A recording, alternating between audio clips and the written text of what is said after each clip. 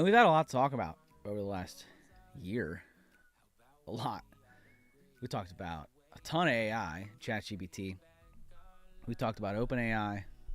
We've talked about the Google AIs. We've talked about Meta. We've talked about the Elon Musk fiasco over there at Twitter, Facebook, and, well, Meta now, and then Threads. I mean, we have had no shortage of things to talk about this year. And so this episode is about Cortana.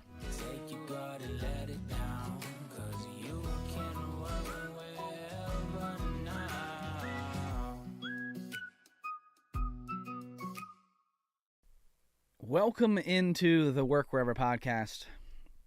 I'm your host, Roy Edwards. This is the podcast we talk about AI automation, the ability to work wherever so you can live every day like it's Saturday. And we've had a lot to talk about over the last year. A lot. We talked about a ton of AI, ChatGPT. We talked about OpenAI. We've talked about the Google AIs. We've talked about Meta. We've talked about the Elon Musk fiasco over there at Twitter, Facebook, and, well, Meta now, and then Threads. I mean, we have had no shortage of things to talk about this year. And so this episode is about Cortana. For those of you who don't know what Cortana is or was an AI assistant for Microsoft. Cortana got its start really with, and this is why this one hurts me, is I was a big Halo fan. Big. Loved Halo. In fact, I played probably too much Halo. Halo's a video game. I believe is it Blizzard or Bungie? I don't know. It's on the Xbox, which, if you don't know, Microsoft owns Xbox. And Xbox, the original Xbox, the staple game on it was Halo. And Halo was this shooter game, or is this shooter game. It's still around. Is this shooter game where, you can play the story mode. The story mode's fine. It's cool. You're like a Marine from the future, and you have to, save the world and do all that other fun stuff, right? You're in space, and you have to shoot these people called the Covenant. The Covenant are these like aliens that have you're fighting them off. Well, in your helmet is this little friend, this female voice, and her name is Cortana. And so Cortana helps you with like directions around different maps and choosing weapons and identifying things. And Cortana is this like helper, assistant, if you will. This artificial intelligence inside your helmet as you're playing the video game. Well, fast forward a couple years, and Microsoft implemented Cortana into Windows. And so for all of us Halo nerds out there, that was like the coolest thing ever, because now Cortana, whom I played my video games with and shooting at Covenant, I could now tell her to like book me meetings and ask her what the weather was, right? I always thought that Cortana was going to turn into like your AI assistant, and that they were going to start putting it in helmet. Like, I thought that there was a clear vision and a clear path here to integrate Cortana just like the way that they did it in the Halo video games. Well, unfortunately, friends, all of you who thought this was the same path, Microsoft has killed Cortana. Cortana, I suppose, is an old AI tool. Now, Cortana is essentially the same thing as Alexa. So if you like Alexa and you think Alexa is cool, which there's nothing wrong with that, and then the Google Assistant, Siri, Cortana, they're all the same breadth of virtual assistant, intelligent assistant. In fact, you used to be able to run Cortana on Alexa devices. You could be like, hey, Alexa, open Cortana. And Cortana would open up, and she'd have access to all your Microsoft stuff, and you could ask her the same weather questions if you really wanted to, but why would you do that? Because you had Alexa. But you could ask her about your your meetings, your emails, your notifications, anything to do with your Microsoft profile and your Microsoft 365, which was really cool. Then they broke that. They said, hey, you know what? We don't need Cortana to run on Alexa anymore. Nobody really does that. It's not really a thing. We'll just use her on the desktop. From there, a few years of Cortana popping up, what can I help you with, and all this other stuff. It does kind of get a little bit of annoying sometimes. I still think it's cool, but it does get a little bit of annoying. Now they're saying August 23, which, hey, we're here. No longer supporting Cortana. At least as a standalone application. So, why? Why now to destroy Cortana? So, they're shifting everything to the web, which is a very interesting take here. So, the standalone application, Cortana on Windows, it was essentially a desktop application that ran within the Windows platform. It ran on your start. And maybe that'll still be a part of this, but what they're in the article released by Microsoft, they're pushing you to the web browser. So in the release and in the shutdown of Cortana, they are saying, however, you can still access powerful productivity features in Windows and Edge, which has increased AI capabilities, which is this Bing chat and OpenAI that we've seen over the last 8, 9, 10 months, which have increased AI capabilities. This means you can still get help with your tasks, calendar, and email, but in new and exciting ways. Cortana's dead. She's old tech. We're not going to use her anymore. She was a desktop application. Now you can be on the web. Now, the web is an interesting move for a couple different reasons that I'll break in. So, first off, calling Cortana old tech is like calling Alexa old tech, which is not wrong. It's just an interesting shot. It's a definite shot at Amazon to say, hey, that's old stuff. We're not going to do that anymore. That's old. More importantly, though, it's doubling down on Microsoft's not want to be in hardware. So the Surface devices could be the next thing that we see affected here. I hope not, because I think that the Surface devices that they've released over the last year or 2 years have been really good. The Teams rooms are great. I really like the Surface Studio, which is the all-in-one desktop. We have one. It's great. And then the Surface Hub, which is the board. It's like a smart board that syncs to Microsoft Teams, and it's great for hybrid remote. So like their role in that has been fantastic in that sense of hardware. When you move away from Cortana as your assistant, it's saying we're never going to put out any more hardware that has to do with an assistant bot, like you see Alexa, like the dots, that sort of thing, which was their play when they wanted to put Cortana on Alexa dots. They released that skill is because they really didn't want to get into the hardware of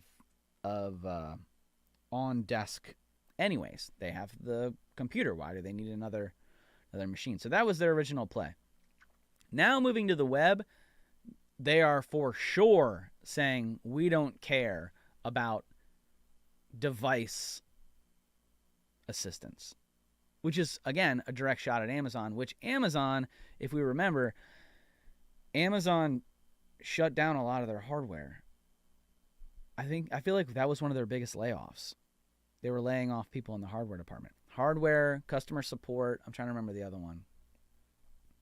But this could be a trend now that we see these Google Assistants, Alexa, they're trending out. This new artificial intelligence is trending in, but it's all web-based.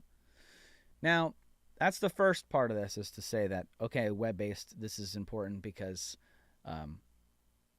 it removes the hardware aspect of this. The second reason why it's important is web-based is more controlled in terms of a SaaS platform. So something that is web-based is a subscription-based.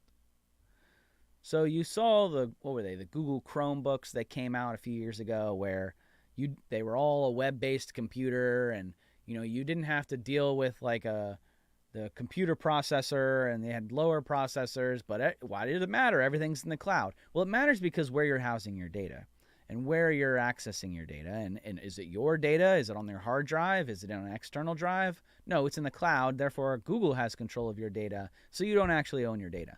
That's why I never liked the Chromebook. It was not a powerful machine. Everything ran off the internet, which really just locks you into the Google platform.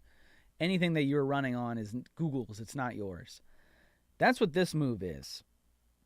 Moving their artificial intelligence to the cloud is saying, hey, if you really want to use AI, you're going to have to do it on the web, which if you're doing it on the web means that I can control your subscription-based model, meaning you're going to have to pay me monthly for Bing Bot or whatever they end up calling it. I doubt they call it Cortana from here out because that was associated with the Alexa devices, right? Now they'll call it Bing Bot, or who knows what they call it. I don't know what they call it. Maybe they'll just call it Copilot because that's what they're referring to it as in the Microsoft 365 landscape, is this Copilot. And Copilot has been pretty successful thus far, but it's obvious that they're lining Copilot up to be a SaaS, to be a software as a service, to be something that you have to pay for. Now, that's where I've been saying that all artificial intelligence is heading. It's all headed towards a SaaS application. We're going to have to pay for it. It's going to have to be a monthly fee.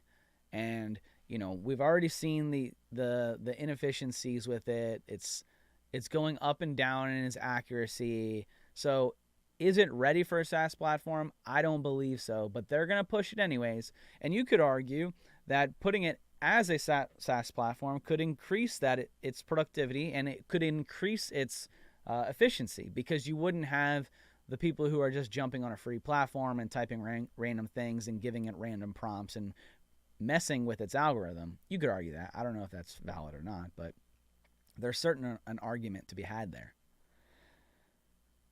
But what does this mean for Cortana? Why do we care?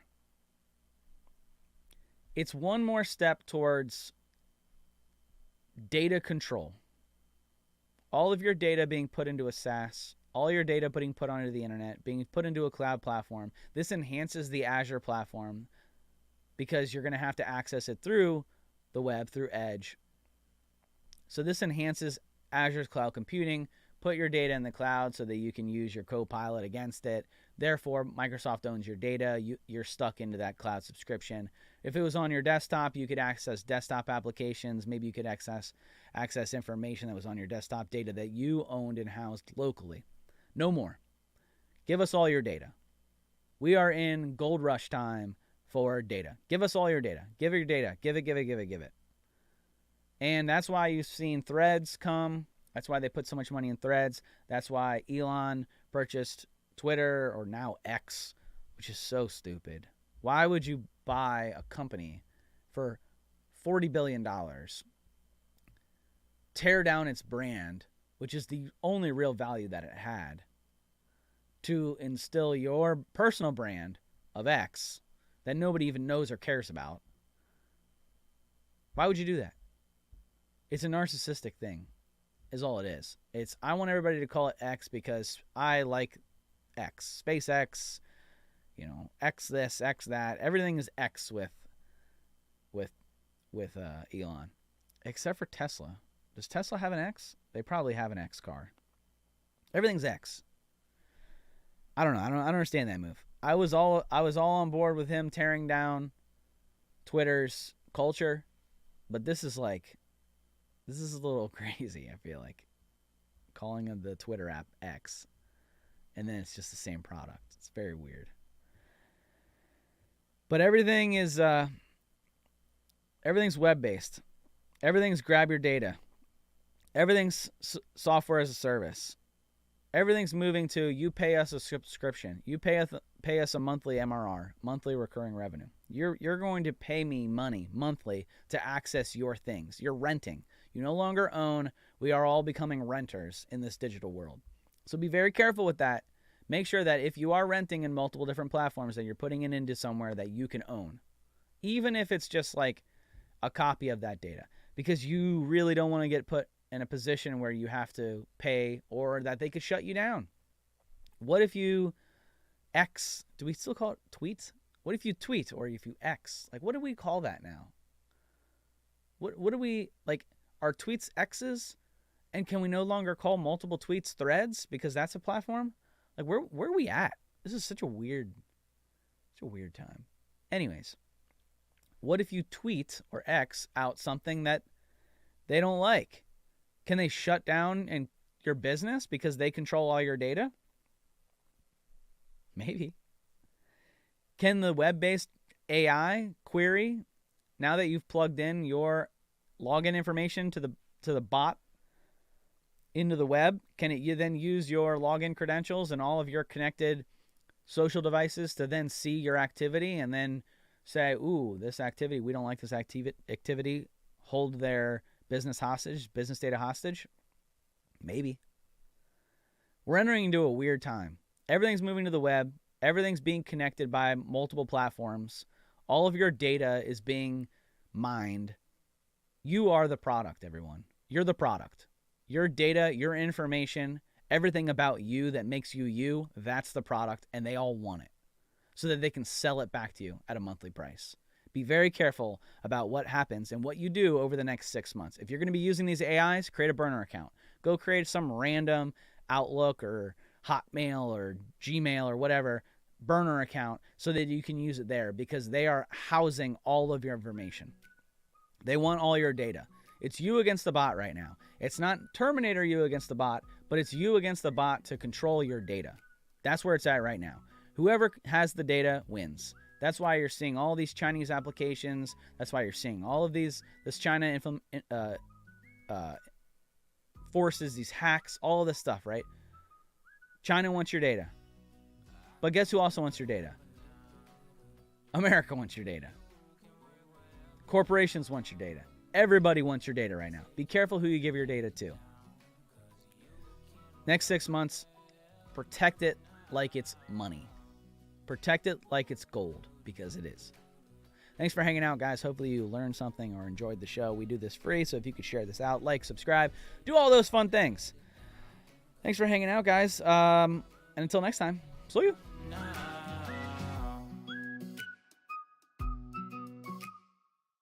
Hey there! Don't forget to hit that subscribe button and turn on notifications for all the latest videos from Capital Presence.